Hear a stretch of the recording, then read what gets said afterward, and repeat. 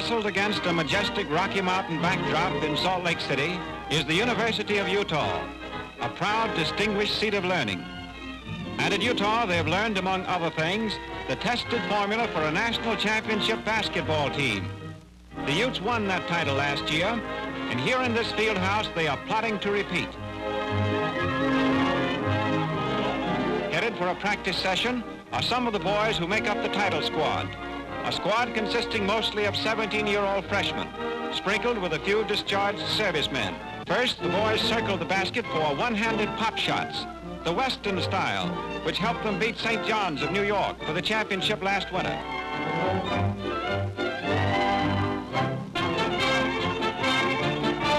Now for some defensive drill, with the white team showing how it switches men in a zone defense.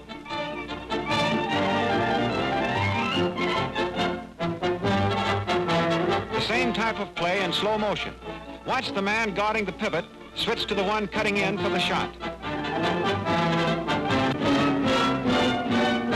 Here's Utah's tricky out-of-bounds play, which has worked so well. In slow motion, the corner man blocks for 25, who spins around the stationary blockers to score.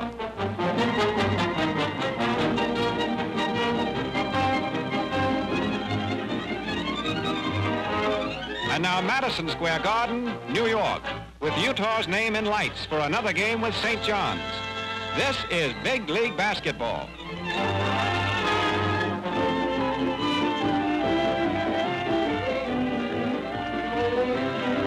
The tip-off. Utah in white controls the ball, and the Utes work it around carefully until they get it down into scoring territory for one of those short, sure passes to the pivot. The pivot gets it, whirls around, and Utah draws first blood.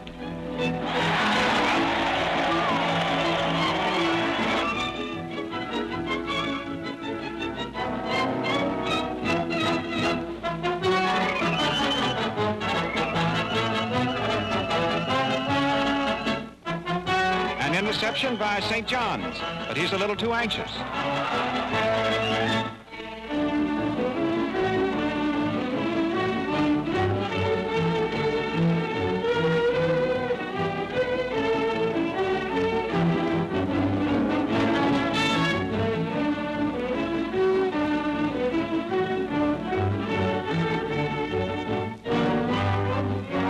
Utah intercepts, and it's fired down to Ferrin, who drops it in.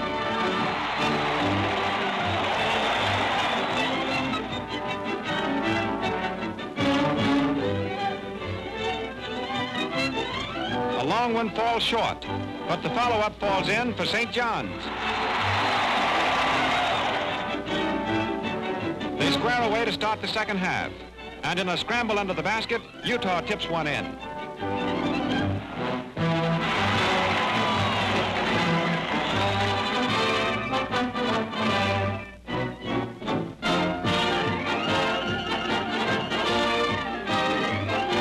St. John's also knows the rebound business. This is the game with the blistering bounce for the fast and fancy. It takes the limit in teamwork and skill. And here is court craft at its best.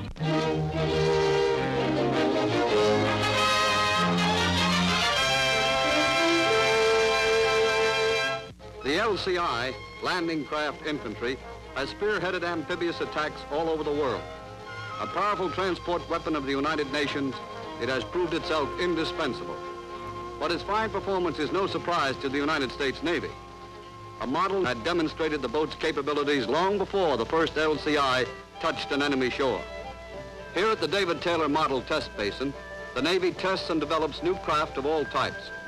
When the first LCI was still nothing more than a set of blueprints, Admiral Howard and Captain Saunders, directors of the basin, went over its specifications, and a few hours later, workers began to build a model hull.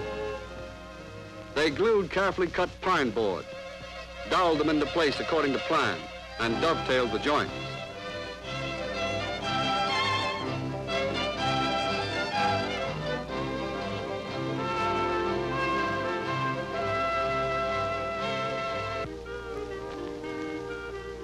Then, when the hull was ready, the dynamometer was installed for power.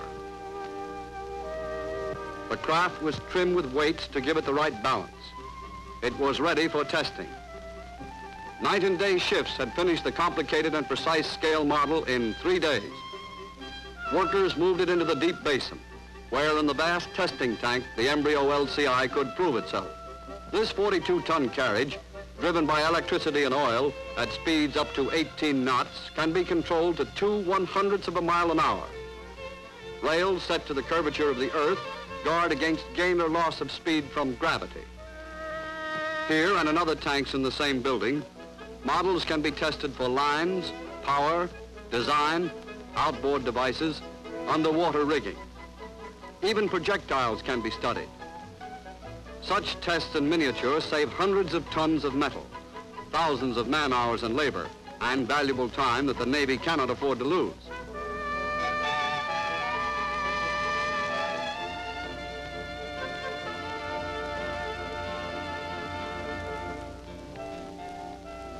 The model is attached to the carriage, which acts as a guide and a control room. The boat moves under its own power. On the carriage, instruments tell the engineer every fact about the performance of the ship. When the connection is made fast, the engineer signals the operator at the controls, and boat and carriage move forward together.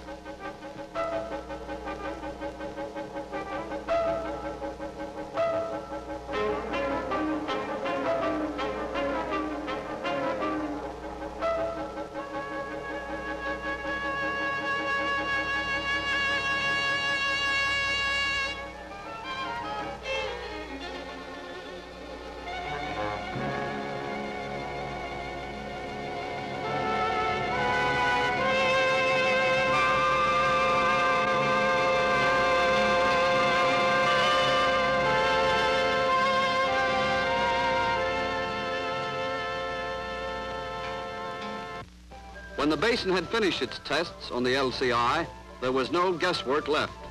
The Navy knew, and the craft went into production. But as fast as one test is completed, another is begun. Here, for instance, a model aircraft carrier moves toward a launching trial in another part of the building. Hundreds of miles away in a naval shipyard, a huge carrier lay ready to be launched in a narrow channel. The problem, how far would the carrier ride? How quickly could it be stopped?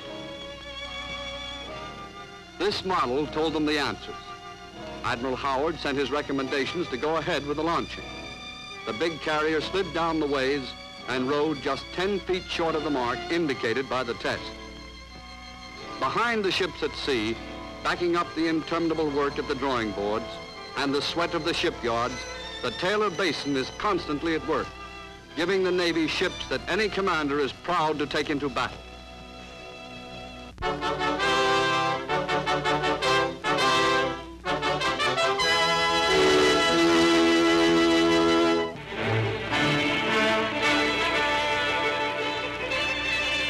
Wherever you are, whatever you do, whether you're a soldier, WAC, sailor, wave, Marine, Coast Guard, or spar, this is for you. Here's a chance to pick up your education where you left off or study something you've always wanted to learn right in your own GI front yard, in the United States or anywhere in the world. Your Uncle Sam has started the greatest educational idea in years, the United States Armed Forces Institute. You can study science, mathematics, engineering, radio, accounting, or any of 300 correspondence or self-teaching courses.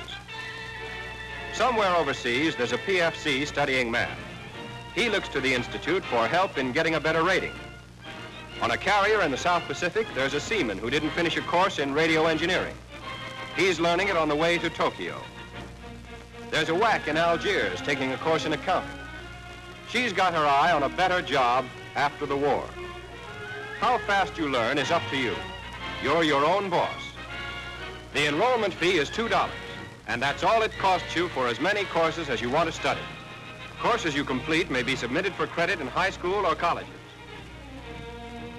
How do you go about enrolling? In the Navy, you talk to your educational services officer. In the Army, you see your orientation officer. Or you can write to the United States Armed Forces Institute, Madison, Wisconsin. or any one of its many overseas branches. Tell them what you'd like to study. It's their job to help you learn while you serve. There are over 500,000 men and women like you schooling themselves the Institute way. They know that education is a democracy's greatest weapon. Select the subject you've always wanted to learn. Don't delay it. Don't waste your time. Enroll now.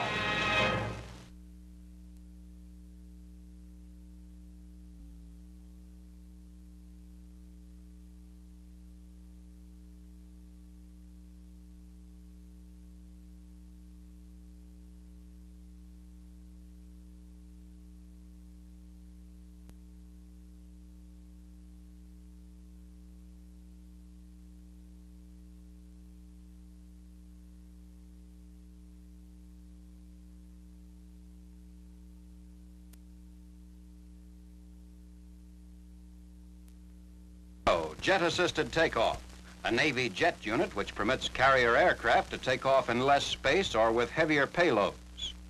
An engine in itself, each cylinder is full of a solid propellant which includes oxygen in the mixture so it can burn without air. It has an electrically controlled spark plug which sets it off and a rocket-like vent through which the jet gases pass to give their thrust. The unit is fastened directly to the fuselage. The thrust, equivalent to 330 horsepower, is available through the takeoff period. JATO units allow 33 to 60% reduction in takeoff runs, or a great increase in load.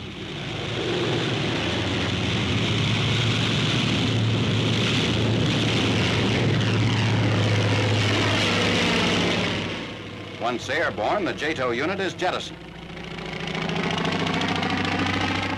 A TBF takes off, relying solely on propeller thrust.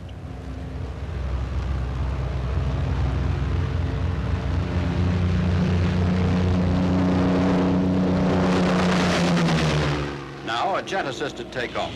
Beside aiding carrier takeoffs, the device allows more deck space for extra aircraft. JATO gets these SB-2Cs aloft in a flash in the Pacific, where every second counts.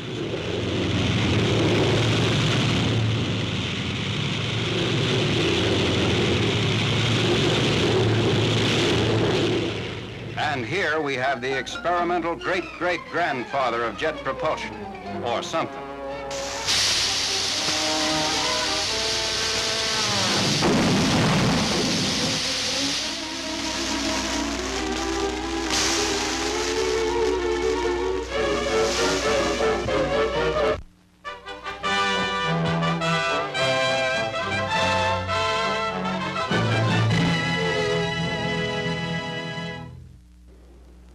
I start also with the assumption that this country, as one of the great powers that has lifted the terrible shadow thrown across the world in the last 5 years, must retain its armed force and its willingness and ability to make swift use of it whenever nations such as Japan, Italy, or Germany get into the hands of either outlaws or maniacs.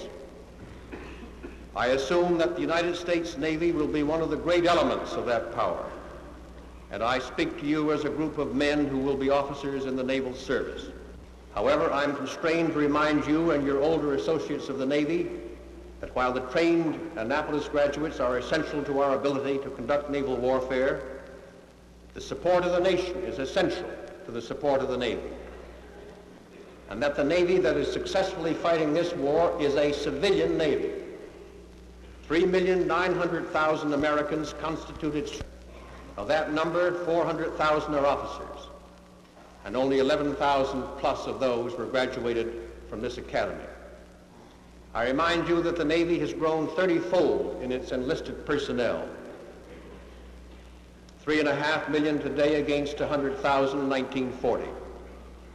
Right now, we are up against the realization that to man the Navy that we hope and believe the Congress will provide for us after the war, we shall need very large numbers from the ranks of reserves who are now serving and fighting chiefly in the Pacific, The officers of the regular Navy in all commands must realize and accept the responsibility of convincing young men of promise that they have the same opportunities and the same chances that are available to the graduates of this academy. In other words, that the criteria of advancement are the basic American criteria: character, competence, and capacity for leadership. New York, New York, all around, New York is up like a battery down, the people riding all around, New York, New York.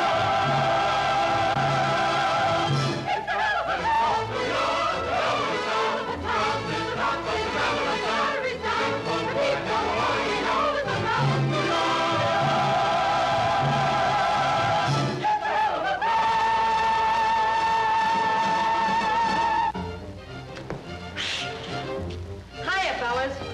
When the folks are out front there, they kind of especially like my first number, so I thought I'd like to do it kind of especially for you. I'm a lady hack, see, and I'm on the town and on the make. Hey, come here. This guy's on a 24-hour pass, and he wants to see the sights of New York. But, I think he's kind of cute. So...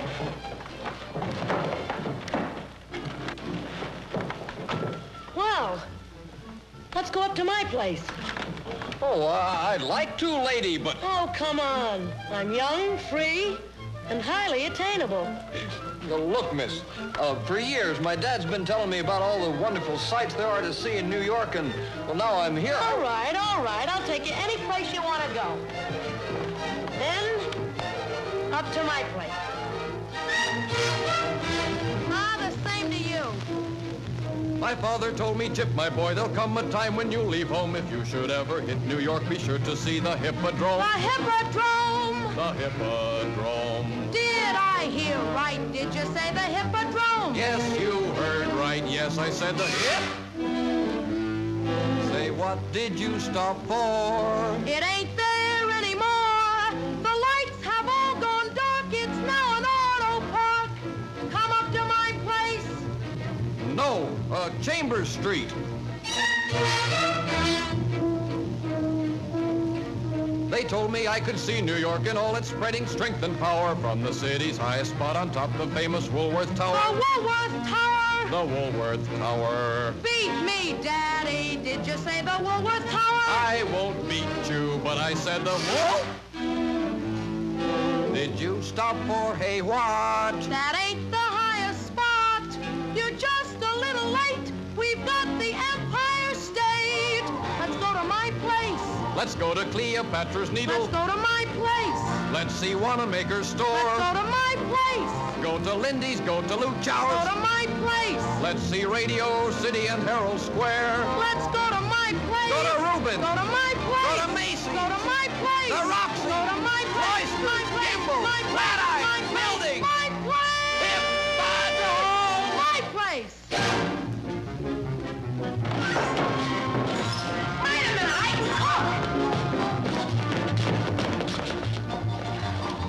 Well, this isn't in the show, but these gals are for you. Hello. Hello there, boys. Well, hello there. All right. That's enough of that. Hello. We'll pile into the cab and get on the town.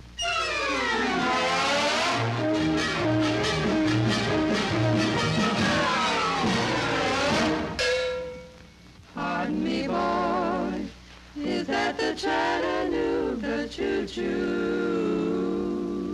A 1, a 2, a 3, a 4. Pardon me, boy, is that the Chattanooga